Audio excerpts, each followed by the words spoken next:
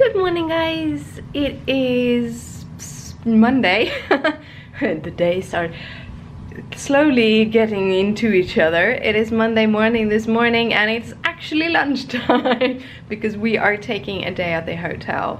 I am exhausted because there was a lot of sun yesterday and we've been out running and stuff all day long. We're doing like 14,000 steps a day, which is quite nicely.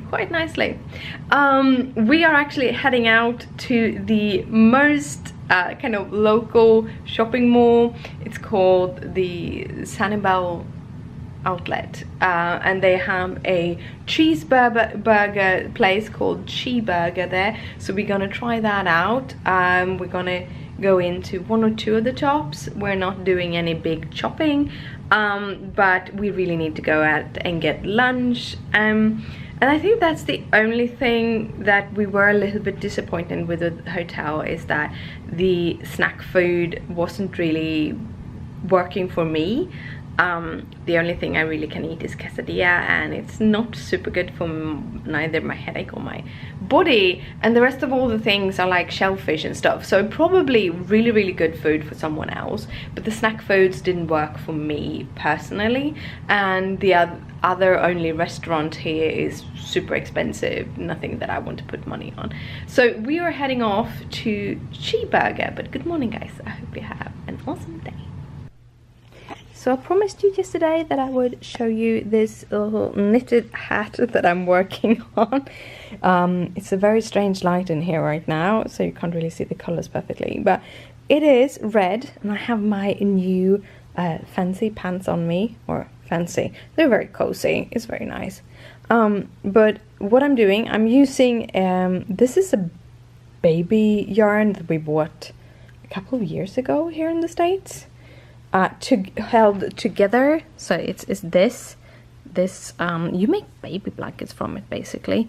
And then I have this, which is a Swedish yarn called Järbo, which is this really hairy yarn, which I really like. It's called, or it's Järbo Garn is the brand name, or brand name, and Tindra is the yarn itself. I really like it, and I hold them together to make this really hairy and fuzzy end part.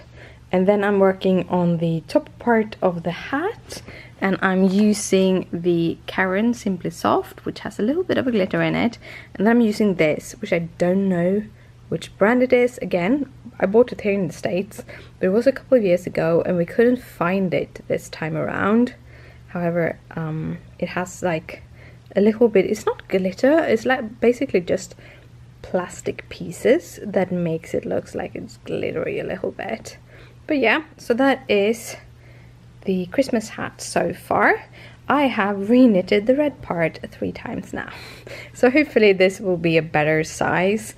I cast on 60 stitches for the brim, and I did it 1 per 1 knit. But because this yarn ends up being a little bit thinner than the white yarn, and also I'm doing just straight stitches up here, I needed to add a couple. And first try I didn't add anything at all. Second try I added 4 stitches, and now I added 8 stitches, so hopefully this will fit better on Christopher's head. Yes, that is my stitching. Today we're not gonna do anything. We're staying at the hotel. Well, we went and had some burgers at Cheeseburgers. Super good. I don't know, I've become a little bit more of a burger fan, and they have a lot of different buns, including gluten-free ones. And burger, and you can choose everything to have with it, and sauces. They have really good home cut fries and milkshakes, and yeah, and I shouldn't have the milkshake, you know, lactose, shouldn't have, but it was really good. It was really good. So we went there just to eat, went by a couple of shops, didn't buy anything. I think we're a little bit bought out, And then we've been sitting here. I've been knitting that hat, and Christopher has been playing with his computer, whatever he does with his computer, Excel sheets and stuff. Yeah, very exciting. Well, he thinks so. But I thought I would talk a little bit with you about anxiety and things that makes you tired when you travel and stuff like that. As you know, I do suffer from social anxiety, and anxiety in many different situations. I have noticed in this trip though that the work I've been doing with the cognitive behavioral therapy has helped me a lot. I have gotten very much lower anxiety. It's almost into the point where I get anxiety spikes instead of anxiety plateaus, which is awesome. For you who don't know what cognitive behavioral therapy is basically under kind of good situations, putting yourself into anxiety-ridden situations and staying in your panic attack until your panic attack subsides, so that you can basically tell your body that this situation isn't as dangerous as you thought it was.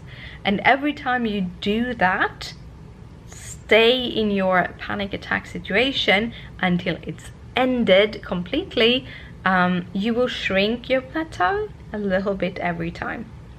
Some people are able to actually remove their panic attacks completely. Some people like me, I never really get to the point where they are ridden, and they also, every time I go on sick leave and get sick, I automatically are taking out of situations that I think is hard to be in. So because of that, the plateaus gets larger, but right now they're merely spikes, which is very nice, very nice. Another thing that actually does make me very tired is decision making, especially when you do decision making based on logic and not on feeling. And if you don't have the basis to base it on a feeling, you really need to use your logic brain to kind of decide where to eat, what to do, and all of those things. And sometimes when you're out and about, you have to take those decisions pretty quick, and that can also be hard when you don't have the opportunity to think about what you want. It's like, okay, left, right, should we go eat there? And if I take a second too long, then we have passed the exit and we have to go back if we want to go there, and yeah, all of those things. And that is tough for me. I don't like taking decisions. I'm usually the one taking decisions, not only in my private life, but like in my working life and everything. I'm at the point in my career where I'm about to go into a leader post more than a software developer. Every time I develop something, I take the decision on how to go that route and how to do those things, and continue. And that is, I do not like taking decisions, but I try to do them, and the more I take the decisions, the less I don't like that. But I do prefer when someone else takes all the decisions. So taking decisions while on the road is hard for me, and it drains me a lot from energy. So the way we try to handle that is to actually do really mapping out all the stops we want to make, like from the hotel to the point B, and if we're supposed to stay in something between these positions, try not to just take the decision to go to point A, and then when you come to point A, to the next. Instead, we kind of map out a whole sequence. This is how we're gonna do this, because then I don't have to take those decisions while on the road or in the car when you come back from something and the car is super hot and you have to try to make your brain work. Instead, you can just put everything into the navigation and just go. That helps a lot. Really helps a lot. But it's still, I'm quite quite exhausted at the end of the day. But then resting and taking care of myself is even more important. But yeah, it's worked out much better than I thought.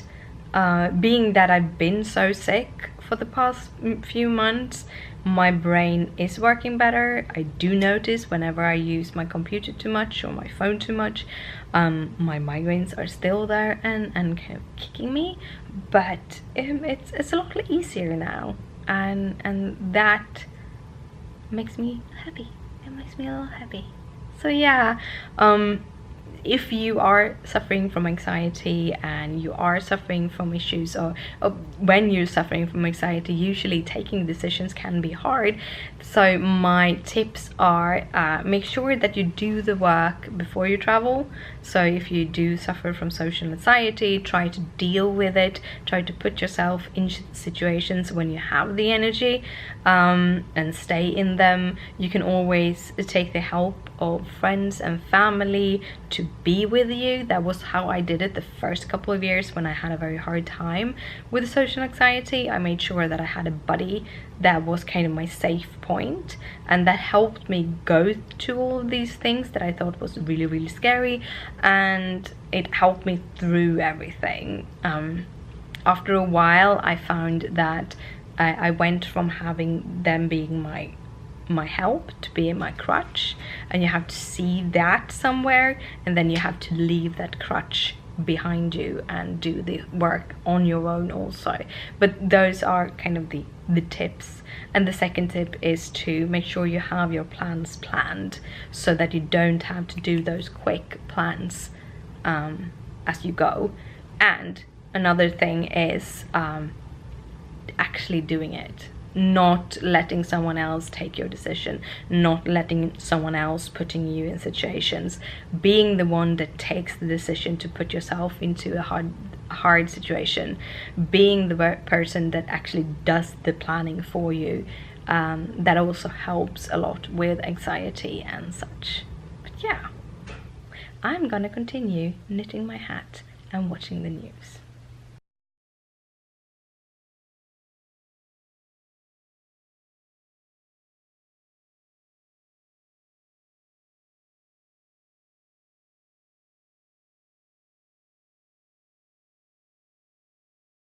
This is the hotel we're staying at. So this is where people come in and drive up. It's heavenly. I actually really like this hotel. I don't think we will be back because there's so many other places that I want to be at. But yeah, and if you look closely, there's a bird's nest there. Cool, huh? It is evening and time for bed. We went back to the Bimini Bait Shack. I think that's the name for it. Because they had super good food yesterday, and Christopher took the baby back ribs, and I had a fish sandwich burger thingy with some broccoli. Those broccolis were to die for. The fish was okay. It has something like a tinge in it that made me blister a little bit, which I do when I get any kind of chili, really. Usually if you blend it with like milk products, something, that works. But yeah, the fish tasted a little too much fish. If anyone knows how it works, there is fishes that when they're perfectly made, they will taste heavenly, and when they're not perfectly made, they taste a little too much fish. Something like that. But yeah, so that was super nice. Rest of the evening, I uploaded 2 videos, 2 of the vlogs, and got that done. So it feels like I got something out of it. And I continued knitting on the hat, and the third time was the charm. So the rim had 60 stitches, knitted in elastic knit, you know, 1 knit, 1 purl. throughout all of the 60 stitches, and the rest of the hat has 68 for about this much. And then I'm just gonna kind of make it go to a top very evenly. I think I had issues before where it staggers, and now I'm gonna try to make it evenly, which also means that I have to have a higher amount, kind of decrease more often than I was expecting. I was starting to calculate how many decreases until the end and realized if I would try to do it as I wanted to do it, that would be like 2 meters. So yeah. But that's where I am. I did the first decrease for the main part of the hat. Hopefully tomorrow night I can continue knitting on that. We'll see. Yeah, because I can't knit when we drive because I am the map reader, as I kind of tried to explain before. So I can't really do anything except just reading the map and keeping track of the road, and every map is a little bit like we still have someone that tells us next go right, next go left. The problem is that when they say that, sometimes there is a right or a left just before, which isn't the main left, so you didn't know that and the road didn't know that, and then you get messed up. So I have to keep very much track of where we are going, making sure to tell how far it is to the next turn, on which side it's gonna be. You in America has a lot of lanes. Gosh, you have a lot of lanes. We rarely have that many in any shape and form. We usually have one, might have two, but like 5 lanes. So you really have to plan how you drive, because if you're gonna do a left turn, you can't lie just to the right, and vice versa. So yeah, you have a lot of lanes. But yeah, we have been listening to The Voice, but I decided that we're not gonna do that tonight. I think it turns off at 11 and we're super tired, so I'm gonna head to bed instead. I'm hoping that my video will get uploaded and done so that I can just push that button and we don't have to worry about that. So yeah, that's been my evening, one of those leisure ones, and it's been too cold today to be at the pool all day. It's been, I think if it hadn't been as windy as it was, it might have been nicer, but you basically blew away if you were down by the pool. On our way back, I think both times on our way back from when we were shopping, we went by the pool and it was really windy and pretty cold, so yeah, that's how it is. So no more pool and no more stuff like that. And tomorrow we're going. Yeah, we have packed and we have weighed our bags, and so far we're in the limit. However, I'm not sure that we will fit the things in our bags as it is right now. But yeah, we have a friend that has wanted to get a medium-sized Samsonite, so we are going to pick one up for him and travel it home with all our stuff in. Awesome, right? Awesome. But yeah, we do have the opportunity to put in a bunch of bags because we are going the same sort of travels as we did last when we got here. So we're going with the plus tickets. So yeah, well, I'm gonna head to bed and I'll see you tomorrow. So good night, sleep tight, don't let the bed bug bite. Bye.